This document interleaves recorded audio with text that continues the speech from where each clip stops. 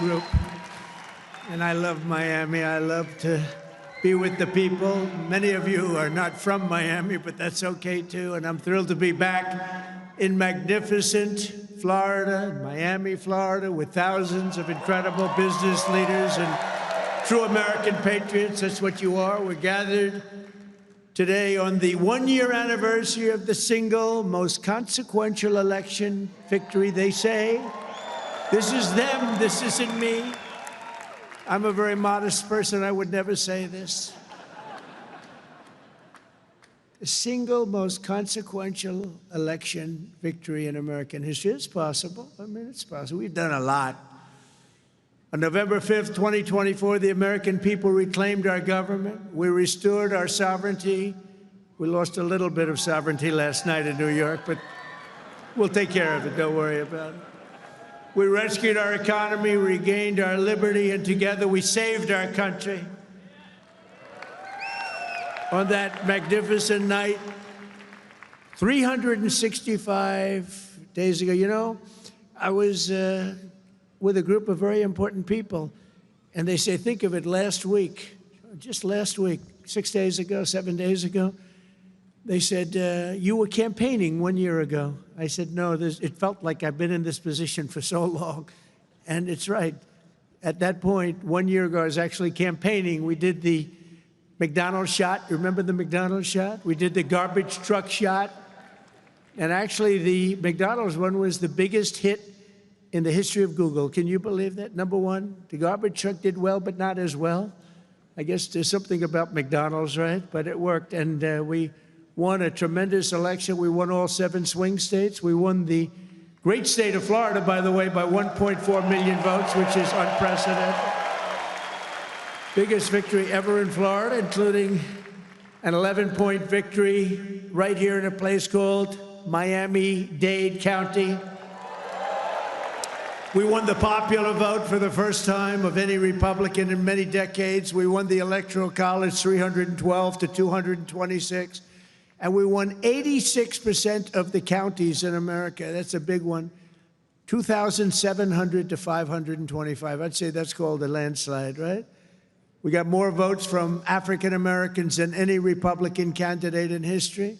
We also won a record share of votes from the incredible Hispanic American community. There might be a couple of us, right? Biggest vote in history.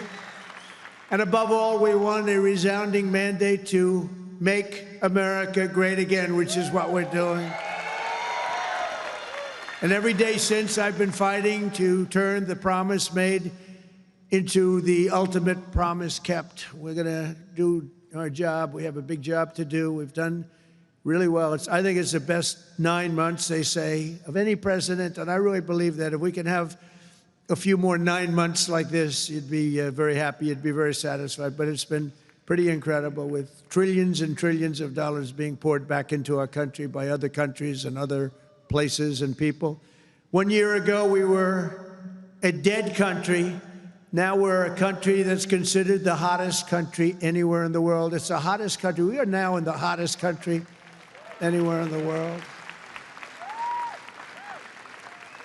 And I'm pleased to report that today the United States has the strongest economy, the strongest borders, the strongest military, the strongest friendships, and the strongest spirit of any nation anywhere. We have the greatest economy right now. A lot of people don't see that. But if you look at what's happening with all the factories, AI, auto plants all over the country being built, that if you would have thought about that 2 or 3 years ago, you would have said it was the opposite. They were all leaving. Now they're all coming in. They're all coming back and then some. And I think that we can honestly say, and I think you're going to see it even more so over the next 12 months, that this is the golden age of America. This is the golden age. In the prior 4 years, crooked Joe Biden oversaw less than $1 trillion of new investment in the United States. So in 4 years, less than, think of it, less than 1 trillion. That was not doing too good. In 9 months, I've secured commitments of over $18 trillion, and we're going to have $21 trillion within the first year. So Sleepy Joe did, think of that. In 4 years, he did less than $1 trillion. We're going to have 21 trillion in 1 year. I would say it's slightly better. Slightly, just a little bit better. The stock market has set 40-time all-time record highs, and just recently, record high, record high, record high. All of them, all of the different exchanges. GDP growth in the second quarter was an amazing, almost 4%. And as you know, they said, oh, it'll be 2% or 1%. And it's been really helped a lot by the tariffs. It's been really helped incredibly, because this is really a transition period. We went from a horrible, failed country to a tremendous success. It's a transition, and yet we did almost 4%, triple and even quadruple. Almost every other country anywhere in the world. Think of that. In the third quarter, we're on track to achieve an estimated 4.2, maybe more, who knows. I think if you go a couple of years out, you're going to see numbers like you've never seen, because all of these places that are now under construction, they're being built, they're going to be open, and thousands of jobs, hundreds of thousands of jobs are coming in, even building them. But when they open, that's when you're really going to see the numbers. We're building some of the biggest buildings ever built anywhere in the world. The AI buildings, you know, they can cover, they show displays of them. They can cover the island of Manhattan. They're so big. They literally can cover the island of Manhattan. In 9 months, we've lifted over 600,000 Americans off of food stamps, which is a record. 1.9 million more American-born workers are employed today. Think of that. Almost 2 million American-born workers are employed today, more than when I took office. That's 9 months ago. Can you imagine that? And I tell Republicans, if you want to win elections, you got to talk about these facts, you know. It's really easy to win elections when you talk about the facts. And we have more people working now than at any time in the history of our country. Right now, we have more people working. These are things you have to talk about. It doesn't just happen. You got to tell them. It's wonderful to do them, but if people don't talk about them, then you can do not so well in elections. Wages for workers are rising at the fastest pace in over 60 years. Those are workers, and that's what we love. We love the workers. Since I took office, wages for the typical factory worker are up $1,300. Construction workers' pay is up $2,200, and miners are up nearly $5,000 this year alone. And that's good, because it's not, you know, such an extra cost to the company. It really isn't. Somebody would say, oh, what's going to cost more? The fact is that they're doing such business like they've never done. You're going to start seeing numbers coming out very soon that are going to blow your mind. Under Biden, we had the worst inflation in modern history. We had inflation that was so bad, costing the typical family about $33,000 over a period of time. Their policies send food prices up 23. They come in, you know, when I first came in, I was in for 3 days, and one of the fake news members, they're all back there. That's a lot of press. Fake news. They said, egg prices are through the roof. I was there for 3 days, and this maniac, this lunatic person, happened to be a woman. Sir, what are you going to do about egg prices? And they had gone up like 4 or 5 times. I said, well, you just told me it has a problem. And people weren't buying Easter eggs. Do you believe it? I said, we're buying Easter eggs for the White House, for the egg hunt, the famous egg hunt. But within a couple of months, we got them down. We have a great Department of Agriculture headed by Brooke Rollins, and we did a great job, and we got them down to the level they originally were a long time ago. And we have that in just about everything. And if we don't have it, we get them down. Their policies sent food prices soaring 23%, the Biden policies. And it wasn't him. It was the people surrounding him around the desk. He didn't know what the hell he was doing. Biden. How the hell did that happen? Well, I know how it happened. A rigged election. That's how it happened. Think of the damage done. Although I must tell you, but this is a much more powerful term. I mean, this is a much better term. In one way, it's bad to see how bad people... You're going to see the same thing in New York, by the way. You watch what happens in New York. Terrible. But you're going to see that same thing. And I hope it doesn't happen, but you're going to see it. Gas prices are surging to $5 a gallon, even higher, and mortgage rates skyrocketed by 152%. But under the Trump administration, all of that is changing. Prices are coming down very fast, and we're bringing them back to the beautiful part where you can have, and you can truly say, we're talking about the American dream again. You didn't used to hear that term. You heard it during my 4 years, and then it disappeared. Now you're hearing it again more than ever. Because we had the most successful economy in the history of our country during my first 4 years. We rebuilt the economy, cut the biggest tax cut in history. We had the biggest tax cut in history, the biggest regulation cut in history. That's why we had the great economy. And now the only difference is we're doing better this time. Actually, we're going to have a bigger, better, stronger economy than the first 4 years. And that was the biggest, that was the most successful economy in history. Gasoline prices have plummeted to the lowest in 2 decades. We're going to soon see $2 gasoline. Think of that, $2 a gallon. It was up to $4.50, $5. And you know, when you get gasoline and you get oil and gas down, it's so big, it's so massive, the importance of it, that everything else starts to follow. And that's what's happening. Grocery prices are way down, and Walmart just announced that the cost of their standard Thanksgiving meal, this is the greatest. They're greatest, they're wonderful. They come out every year with how much does a Thanksgiving meal cost compared to last year, right? And it always goes up, up, up. It's 40%, 30% more.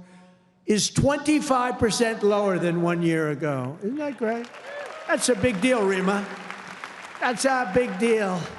I don't know if they care about that in Saudi Arabia, but here it means a lot. We got the princess here from Saudi Arabia. She's got a lot of cash. Serious cash, and she's a great person. So she doesn't care about the price of a turkey is down a little bit, you know, she doesn't have to worry about it. Since March, the price of eggs is down 85%. Energy prices are down, interest rates are down, despite the fact that we have a total nincompoop at the Federal Reserve. It was recommended by one of my real great people, who I'd never spoke to again. And the cost of the typical new mortgage is down by nearly $3,000 a year. Day by day, we're making America affordable again. It's going to be affordable again at a really record pace. And, you know, other people are going to take credit. All the mayors and all the governors, they're going to say what a great job. They didn't do a damn thing. Yet as we speak, the Democrats in Congress are trying to put all of this progress at risk and drag us back to the Biden policies of soaring prices, crushing energy costs, massive spending, open borders, let the world come into our country from prisons and from mental institutions, let them pour in, and rampant inflation. That's what Biden gave us, all of those things. With the reckless Democrat shutdown, virtually every Democrat in Congress has voted to hold the American people hostage in an effort to extort hundreds of billions of dollars in new spending. They're demanding free health care for illegal aliens that just came into our country from prisons and from mental institutions, and drug dealers and drug addicts, and they want to give them $1.5 trillion in giveaways that would turbocharge rapid inflation again, as they did the first time. You remember that just a couple of years ago, 4 disastrous years we just had. They were the worst years. Meanwhile, the radical left Democrats are causing millions of Americans who depend on food stamps to go without benefits. They're forcing federal workers to go without paychecks, and they're stranding thousands of travelers at the airports. And you understand it, and they understand it. All because they want to return to the failed Biden policies that created, and also Obama policies. I watched him the other day up talking, well, Donald Trump is a mean person. I'm not a mean person. I just want to have a country that's great again. Is that okay? I'm not a mean person. He's a mean person. He's a divider. He's a divider. Obama, Barack Hussein Obama. And by the way, ask him how he's doing on his museum library. He's got hundreds of millions of dollars of cost overruns. It's come to a dead halt. He built it in not a particularly good location. He's not into real estate, you know? He doesn't know about location. He doesn't know about location. But he built it in a location that's not going to be too good. But the thing has come to a dead halt. It's way over budget. It's sort of like Gavin Newsom in California. He's got a train that was supposed to go from San Francisco to Los Angeles, which is a stupid idea because an airplane is faster. I don't care how fast it goes. And they had plenty of airplanes. San Francisco, inside San Francisco to inside right there, L.A. And what they did is they said, oh man, this has been going on for years. It's billions and billions of dollars over budget. So what they decided to do is cut it so that it doesn't go into San Francisco and into LA. It cut way short of both. And then they cut it again and again and again. Pretty soon they're gonna have like 2 miles of track. Billions and billions of dollars, totally incompetent. The biggest cost overrun proportionately that I've ever seen. Many, many, many times more. And it's no longer the same. It was supposed to go into the city. Now it's way short, many miles short of the city. So they're going to drop you off and you can walk the rest of the way. That train is going to haunt him. You watch, because he doesn't have what it takes. I tell you that. Slimy guy. He's a slimy one. Maybe that should be his nickname. Slimy Newscomb, right? But he doesn't have it. But you look at that train, it's going to cost him. Republicans have voted 14 times to fund the government. And it's time for Chuck Schumer, crying Chuck. Remember he started crying at the airplanes? They were the worst forced tears. I've known him all his life. He's never cried. But he broke down in tears. He was so devastated. He didn't know why he was crying, but he just thought it was good to do. His people told him this was a good time to cry. Crying Chuck. But it's time for Chuck Schumer and the radical Democrat Congress to stop playing games with the people's lives and to pass a clean funding bill that they've done 30 times before. And to reopen government immediately, just reopen it. They don't like it to be reopened because we're setting records. They think actually, I don't think anything's going to hurt. We are so strong now that I'm not sure that anything's going to hurt. But it would be good to open it up. Take care of the people with jobs that aren't going to get paid and aren't getting paid. And no matter what, we will not let them impose their inflation-causing extremism on the American people. We're not going to pay $1.5 billion for people that came into our country illegally, okay? If you don't mind. That's what they did last time. Remember the Inflation Reduction Act? The greatest scam, one of the greatest scams. I would say some of their environmental scams were even bigger, but one of the greatest scams ever, Inflation Reduction Act. And then they admitted it had nothing to do with inflation reduction, remember? But it did actually cause massive inflation. It actually caused massive inflation. But we don't use auto pens in the Trump administration to sign things. We don't believe in that. You know, I get these guys come in with these big, beautiful documents, gorgeous, beautiful, must cost a fortune. I should check the price. But, you know, a general is being made or something, you know, some big post. And they say, sir, would you sign this, please? It's going to be a 4-star general, or it's going to be a big cabinet position, or it's going to be something with medical or whatever. I take my pen and I sign it. In his case, they walk it into a room and they give it to somebody who's no idea who Biden is. But Biden doesn't have any idea who he is either. And they have a machine sign it, the auto pen. And all of the pardons, he gave thousands of pardons to people. He had no idea about it.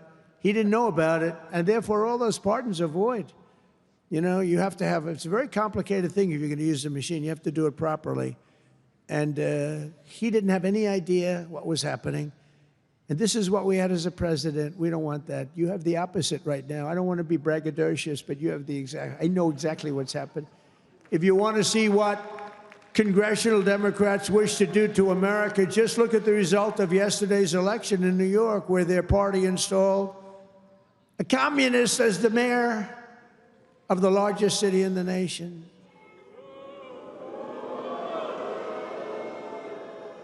Remember, I've said we will never have a socialist elected to any post in our country. I used to say that, and I was right.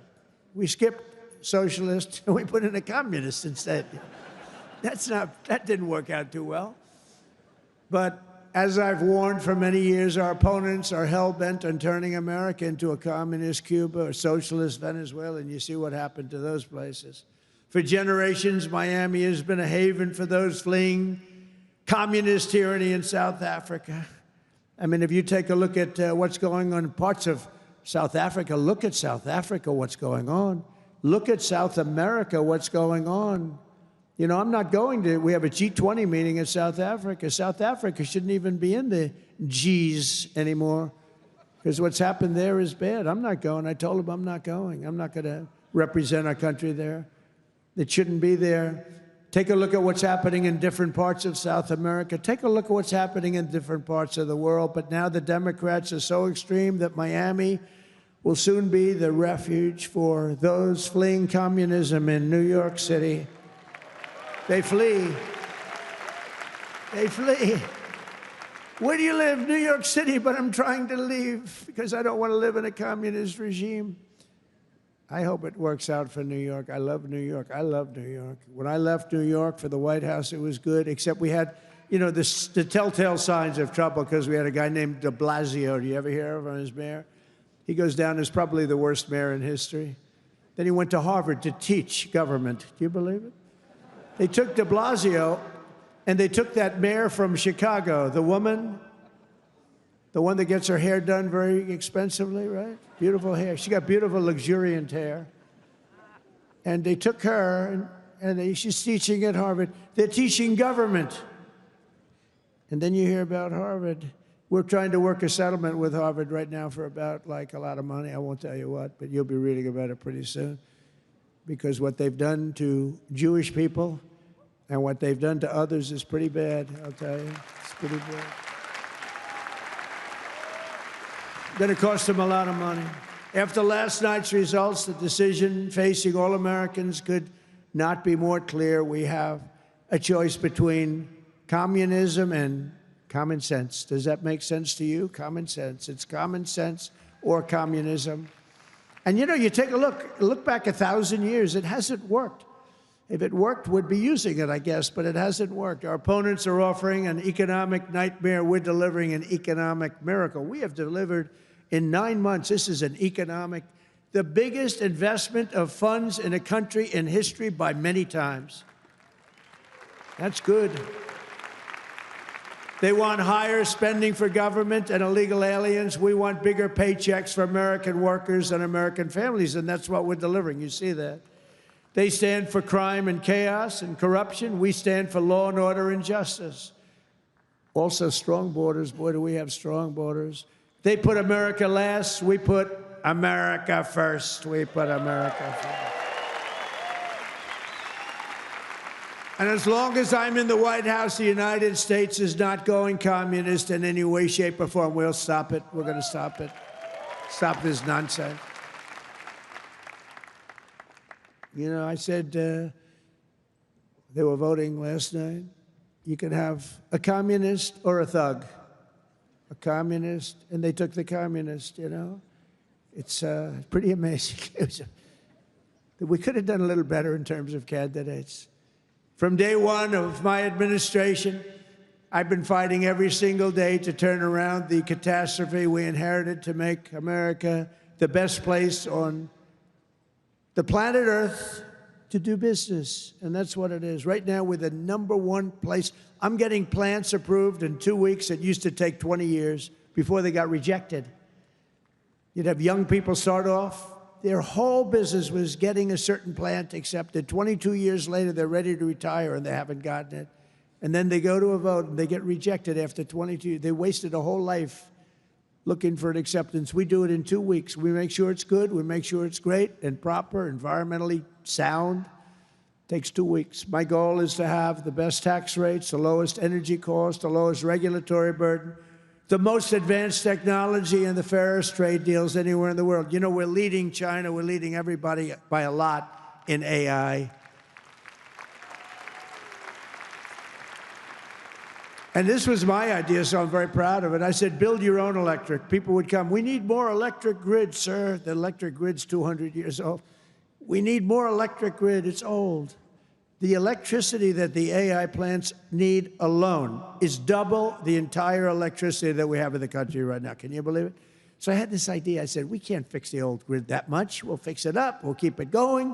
A little Band-Aid here, a little Band-Aid there. It's old. And I said, here's what we're going to do. We're going to let these geniuses build their own electric generation. So they are building their own electric utility plants. They become a utility, if you think about it. They're building the utility and the electric right alongside. This is where they have their transformers and everything. They're building the most expensive electric plants you've ever seen, generating plants, some by nuclear, some by oil and gas, some by coal as a substitute. They're building them right next to their plant, and they're incredible. People say they've never seen anything like it because these minds are genius. To them, an electric plant is not complicated. To them, an electric plant is better than the people that produce electricity, although Florida Power and Light is doing a lot of plants for people. They're pretty advanced, I have to tell you. But they're building their own juice next to the plant. Isn't that sort of a cool idea? And you know, when I first proposed that, they came into my office with, you know, they have unlimited money, but they were trying to figure out how they can build it because they had no electric of any consequence. And they said, you're going to build your own plant. I'm going to get you your approvals in 2 weeks, 3 weeks, maybe a month if I'm slow. We have a great man, Lee Zeldin, in charge of the environment. He's incredible. And he's tough, too. He's very tough. But they have their approval in 2-3 weeks. You know, they're dealing with the best experts in the world. They know what they're doing.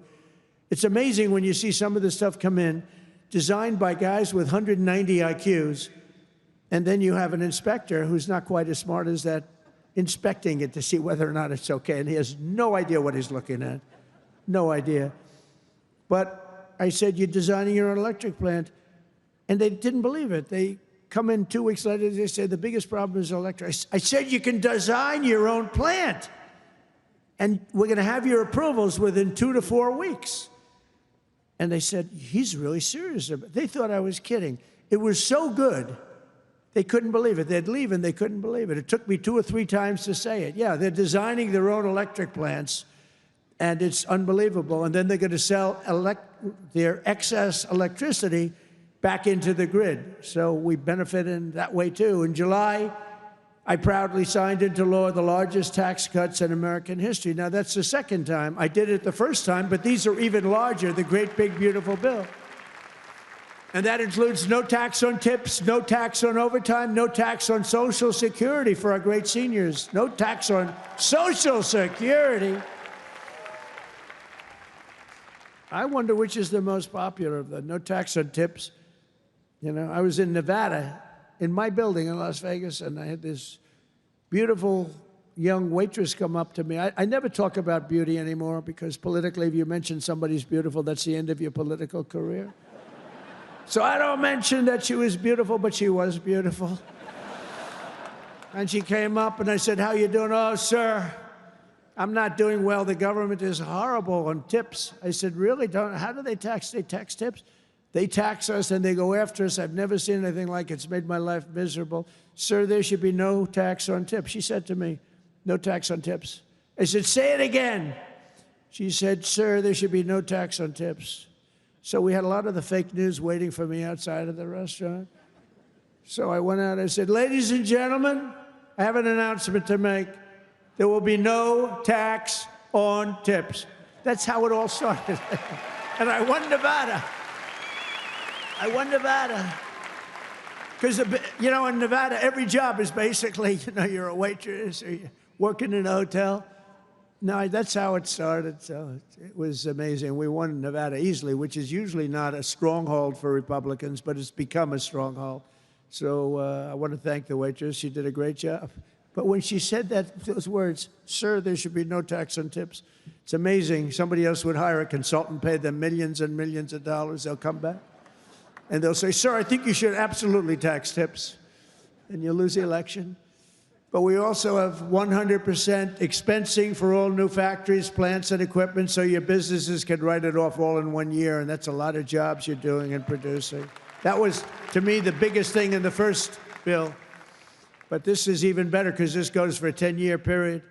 Upon taking office, I signed an executive order requiring that every new regulation, every time we issue a new regulation, think of this, 10 old regulations must be eliminated simultaneously.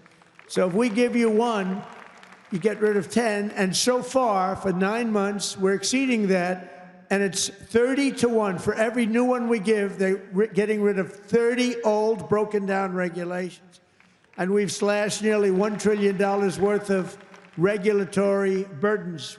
We have regulations that are so old, and nobody uses them, but they stymied a lot of production, a lot of jobs.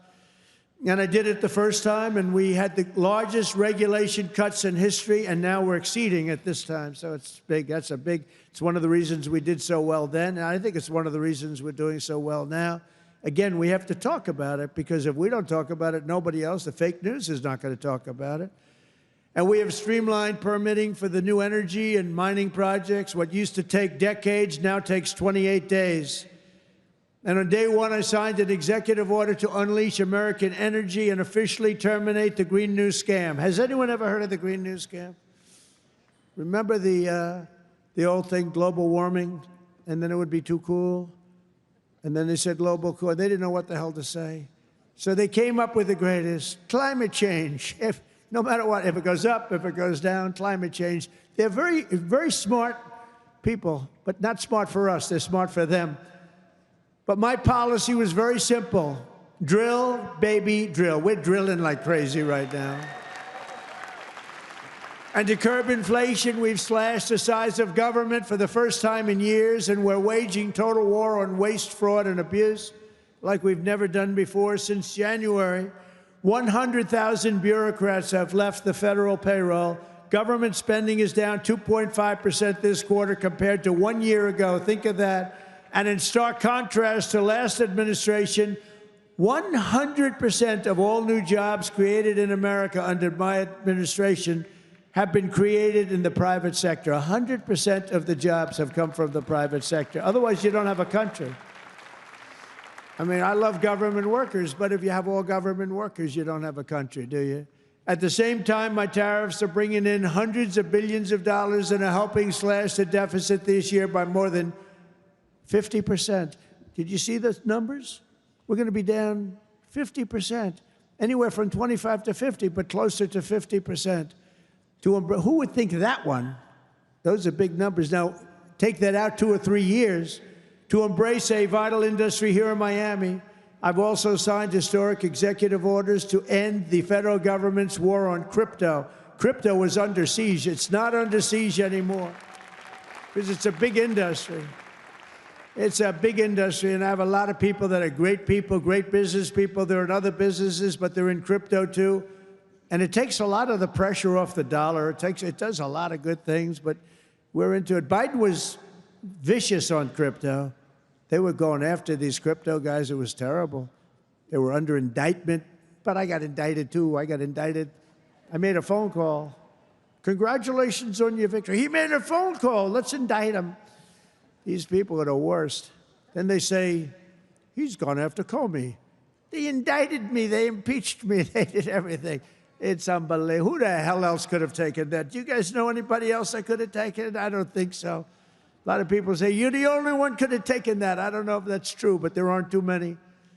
We're making the United States the Bitcoin superpower, the crypto capital of the world, and the undisputed leader in artificial intelligence. We're leading China by a lot.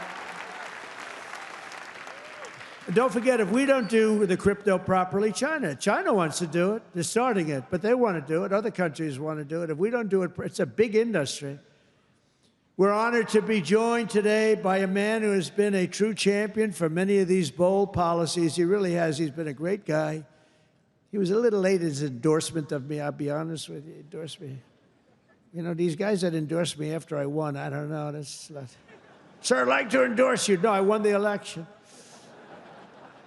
Nah, he's a good man, actually. I've known him a long time. He's helped turn the area into one of the hottest markets in the country and one of the greatest cities in the world. Miami Mayor Francis Suarez. Please, Francis, come up, please.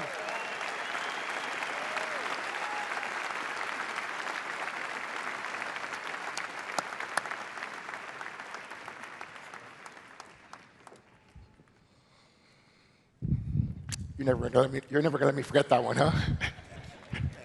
Thank you, my brother. Thank you, Mr. President. Just a little shorter. Oh, it's truly a great honor to be here with you this afternoon and to have you here once again in the great city of Miami. Your leadership and your vision have shaped not only our nation, but also the future of our city. Miami's success today is rooted in the values that are deeply American: opportunity, freedom, safety, and innovation. These are values that you have championed with conviction, and they are the same values that have made Miami a symbol of what's possible.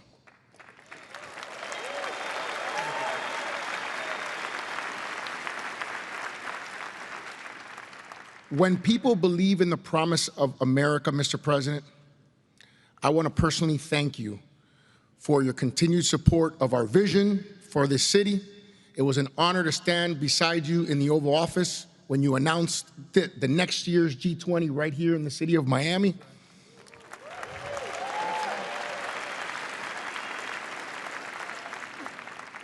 Thank you for choosing our city to host what is perhaps the most important and consequential gathering of leaders from around the world. Miami has come a long way, and we will rise to the occasion, Mr. President. On behalf of the people of Miami, it is my privilege and honor here, on behalf of my wife, the America Business Forum, Nacho, Sergio, and everyone, to give you like real estate, right? I do. Yeah. This is a key that opens some really nice presidential library real estate.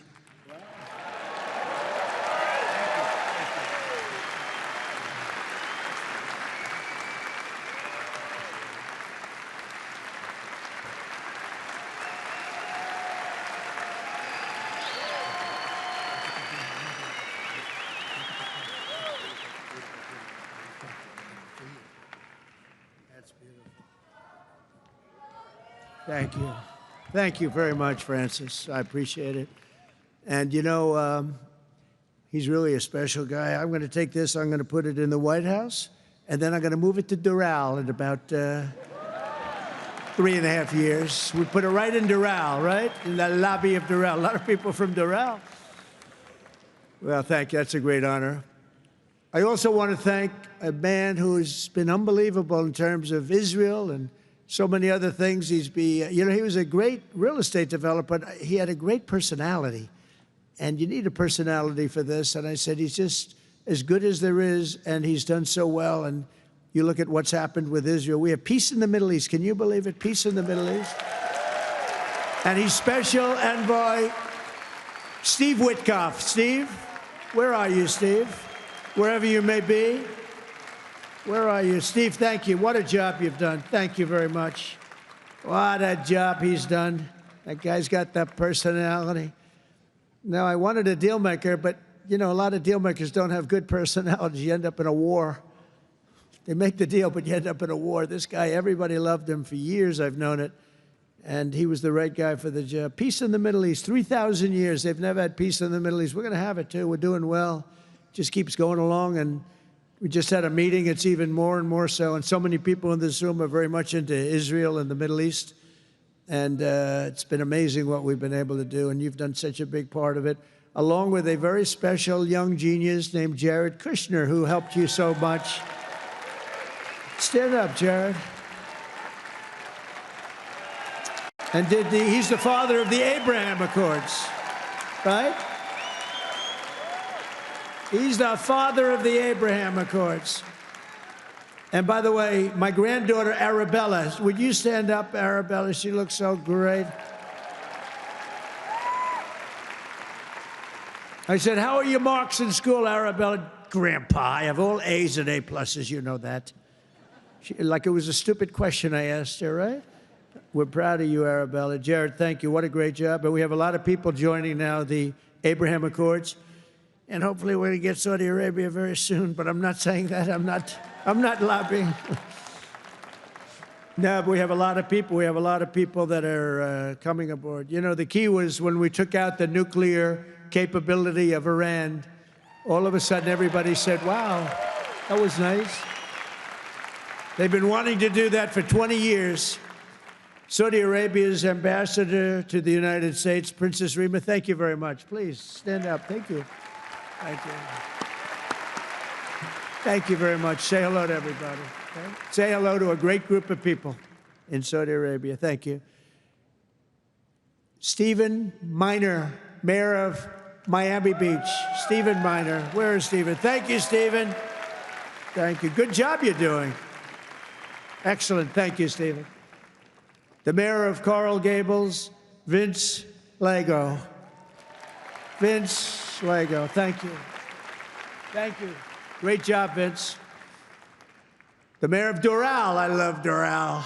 And I like this woman a lot. Christy Fraga. Christy. Where's Christy? Thank you, Christy. I like Doral. We also have Commissioners Damian Pardo, Laura Dominguez, Ralph Rosado, Miami-Dade Supervisor of Elections, Alina Garcia, the President of FIFA, Gianni Infantino. FIFA. Where's Johnny? Whoa. Johnny, my boy. I didn't know he was going to be here. He's big stuff. And the world, look, you know, Johnny and I worked the deal originally, and it looked like I wasn't going to be president because it was in this term, right?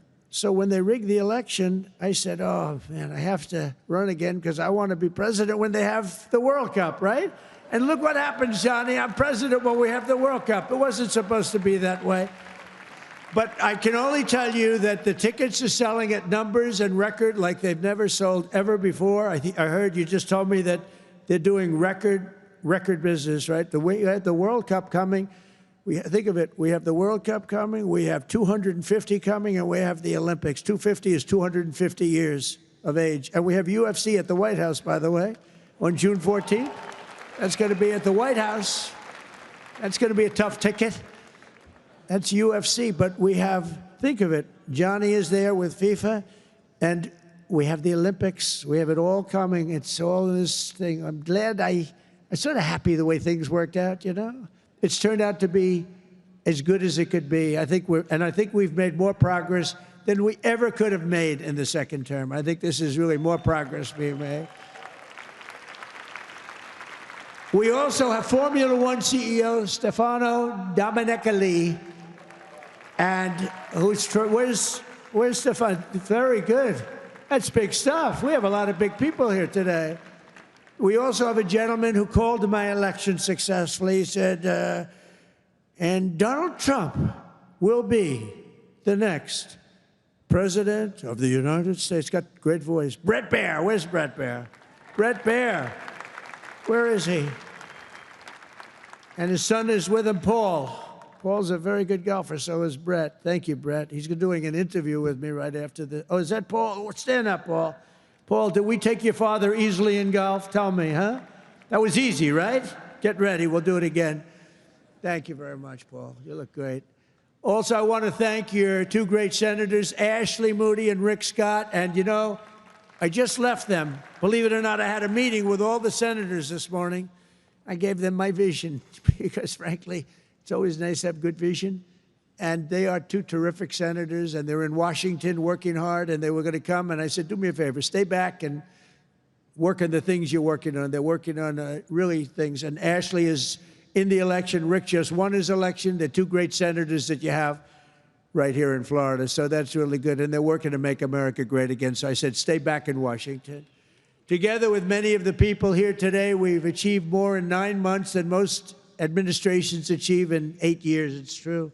We've really done a lot. We inherited the worst border in history, and within a matter of weeks, we turned it into the strongest border anywhere in the world, and they have some pretty strong borders, but we have literally no people coming through.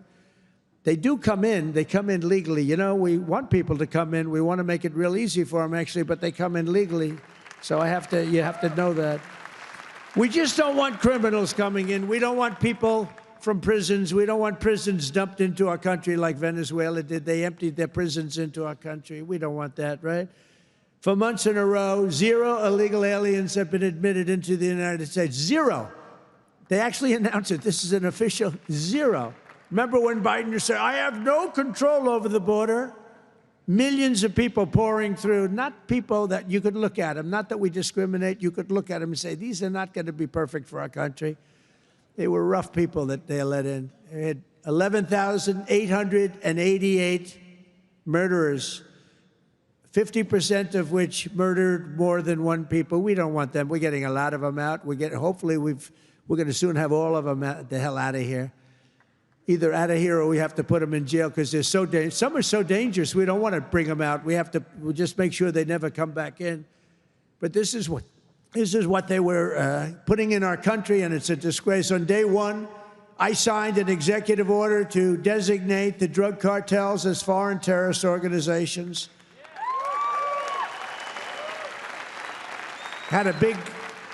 We had a big, strong, positive number come out just recently. The drugs coming into our country are way down. I'll tell you where they're really way down is drugs coming in through water. People are saying, no thanks. I don't think I want to ride in that boat today, please. We want you to take these drugs into the United States. You know what? I think I'll take a pass, sir. The drugs coming in by border are not much. Every boat that we hit kills, think of this, if it gets through, kills 25,000 Americans plus, but 25,000 Americans. Every time we hit a boat, we save 25,000 lives. Got to look at it that way. And we're arresting and removing thousands and thousands of dangerous gang members, MS-13, Tren de Aragua, all these gang members are being thrown the hell out of our country. And if you look at Washington, D.C., it's now a safe community. We're in Memphis, and within 2 weeks, all of a sudden, it's like a safe community. It's really made unbelievable progress. And we're blowing up cartel terrorists. We're blowing them up linked to the Maduro regime in Venezuela and others. Look, it's not just Venezuela. But a lot of things are coming in. Look, Venezuela emptied their prisons into our country. Nobody wants that. They emptied their prisons into our country. We're liberating our cities from the scourge of violent crime, making our country safe and beautiful again. We're starting in our capital, Washington, D.C., which right now you can walk through the middle of Washington.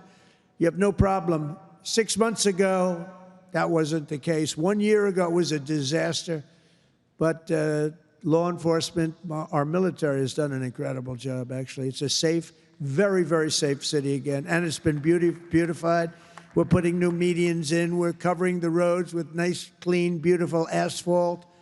We're redoing the grass in the parks. It's really becoming beautiful again, and it's safe. We don't get calls that, think of it, call to the parents, your son, sir, has been killed. He came to see the Lincoln Memorial, and he's dead. No, that's not happening anymore. We run it tough. We run it very tough. Sometimes you have to be a little tough to get rid of. These are thugs. These are bad people. We're bringing them the hell out of our country where they came from. We renamed the Department of Defense to the Department of War. And well, if you think about it, after the Second World War, they changed it to defense, right? So we won the First World War. We won the Second World War. We won everything in between and everything before, never lost a war. We still don't lose wars. Sometimes we don't fight to win.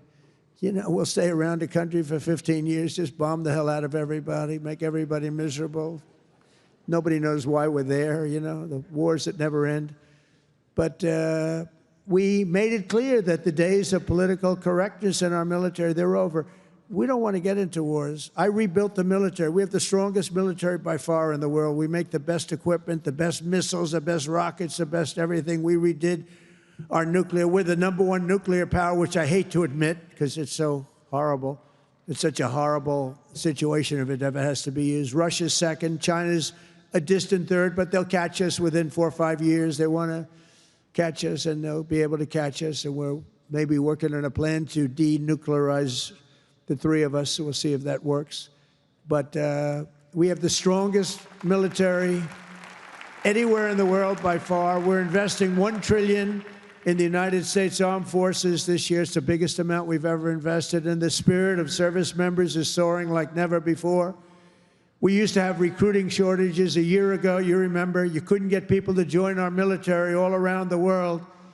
You couldn't get them to rejoin. You just couldn't, no matter what you do. That we were way short.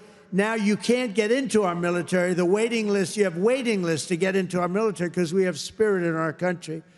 And all around the world, America is making peace, and we're really making peace through strength because they know they're not going to mess around with us. Nobody's going to mess around with us. You saw what happened. We made a deal with China last week, and we made a deal with Japan last week. We made a deal with Malaysia. They helped us so much. All great economic deals, all great. Great for everybody. In 8 months, I ended 8 wars, including Kosovo and Serbia, the Congo and Rwanda. That was going on for a long time. Pakistan and India.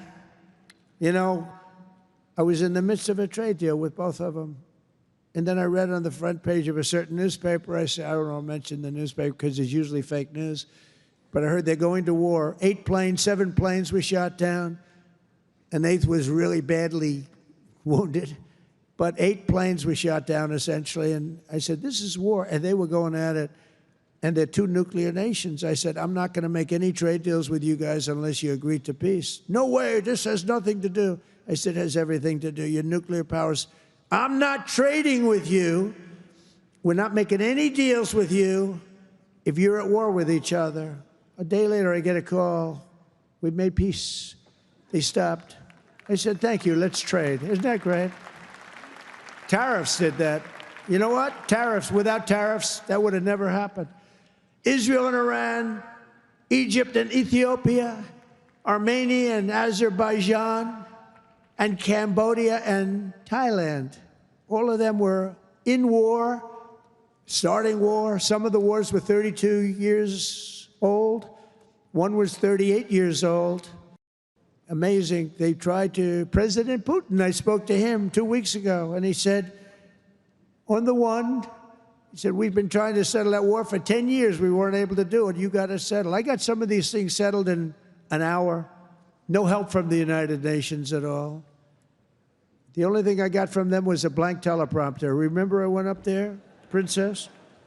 Ladies and gentlemen, on behalf of the United States of America, President Donald J. Trump, I'm looking at the teleprompters, and I have all my friends, including your family, sitting out there, 158 leaders, some in beautiful silk white robes, others in bad shirts, bad ties, and some in beautiful shirts and ties. But they're all the leaders, 158 leaders. And they're saying, President, and I'm walking up to the President Donald J. Trump, and I'm looking at the teleprompter, stone cold blank. They did it on purpose. And I think I gave my best speech. That's what I was told.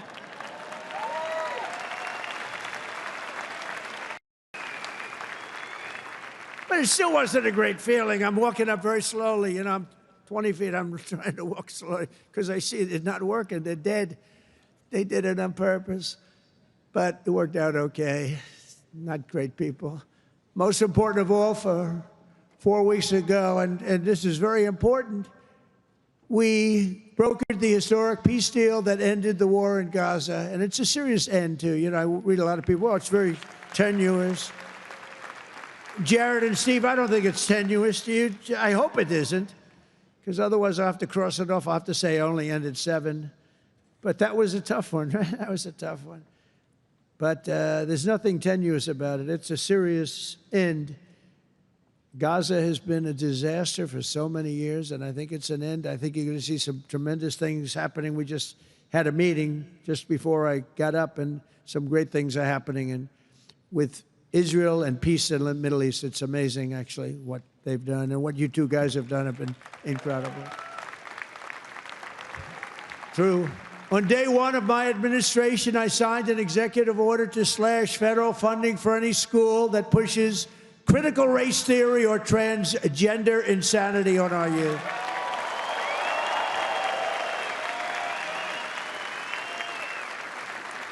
And we completely banned the chemical and surgical mutilation of our children.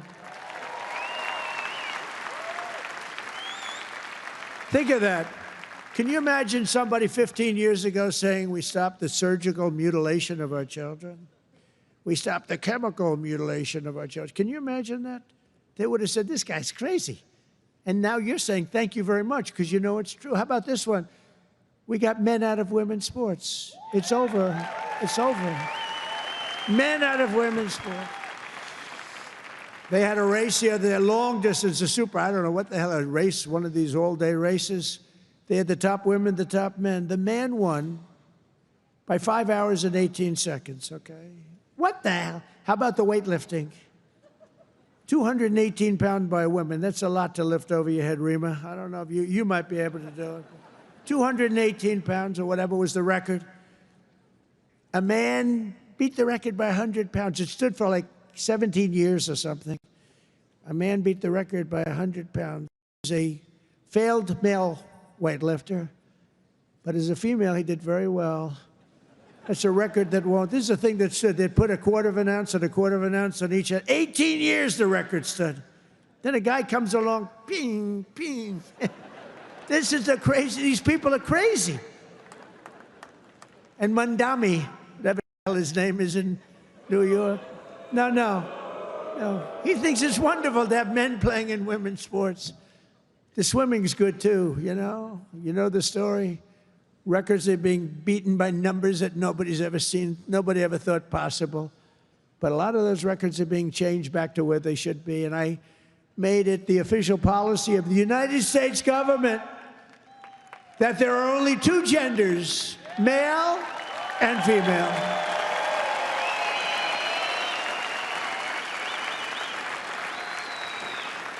And we're restoring the name of a great president, William McKinley, to Mount McKinley, the beautiful Alaska mountain I renamed. Think of that. They took the name of McKinley. He was a great president. He was assassinated. He was a great president for tariffs. He was the tariff king, and he made our country very rich. And then Teddy Roosevelt spent the money on the Panama Canal and many other things. And everyone thinks Teddy was a great president. He was. But the one who built all that money was McKinley. So we renamed the mountain back to Mount McKinley. Is that okay? I think so. You know, I'll tell you what, who's happy about that is the great state of Ohio. He was governor of Ohio and became president, did a great job, made the country very rich. He was killed. The Mount McKinley was named, and then the name was taken off. And we put it back on. And I renamed the Gulf of Mexico to the Gulf of America. That was an easy one. That was an easy one, Johnny.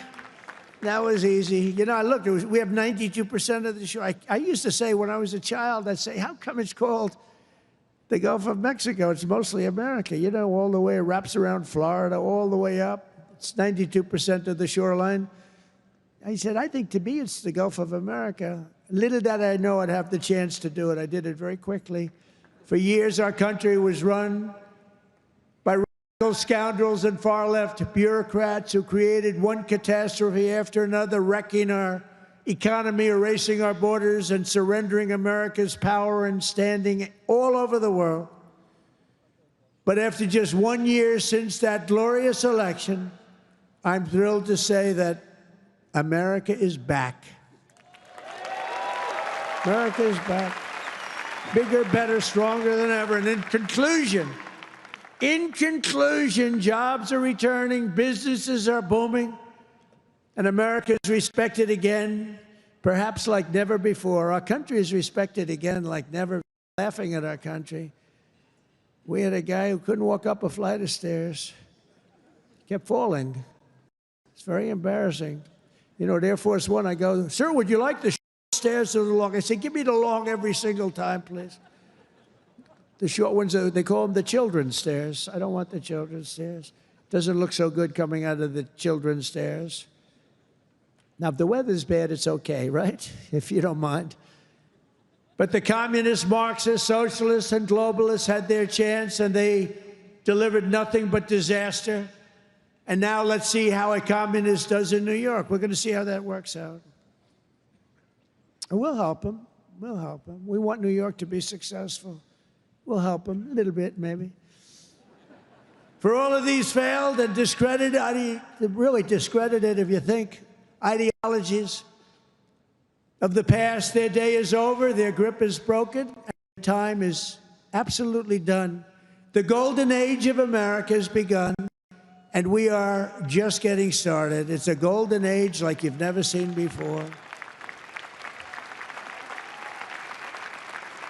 From the steel mills of Pittsburgh to the oil wells of Houston, from the car plants of Detroit, and those car plants are pouring into our country, to the coal mines of West Virginia. Those coal mines are opening up one after another. Clean, beautiful coal. You're not allowed to use the word coal unless you say, in my administration, unless you use 2 words before it. Clean and beautiful. Biden would say, unless you use 2 words before it, here you go, clean. He said, what happened to the other word? Remember those things? He'd say 3 words and mean 2. But the West Virginia mines are doing unbelievable now. Wyoming is doing unbelievable. It's clean, beautiful coal. And from the bright lights of Las Vegas to right here in beautiful Miami, America is proud. America is confident. America is growing and successful.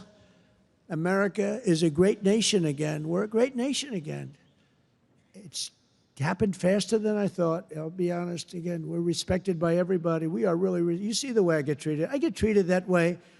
I guess a little has to do with me, but a lot has to do with the fact that I'm representing this country. America is respected again. America is a great nation again. The American dream is surging back to life, and we will never let the American dream die. Together we will make our country stronger, richer, safer, freer, and greater than ever before. And every day my administration will fight, fight, fight, and America will win, win, win. I want to thank you, Miami. I want to thank you, Mr. Mayor. I want to thank everybody for being here. God bless you, and God bless America. Thank you very much. Thank you, everybody.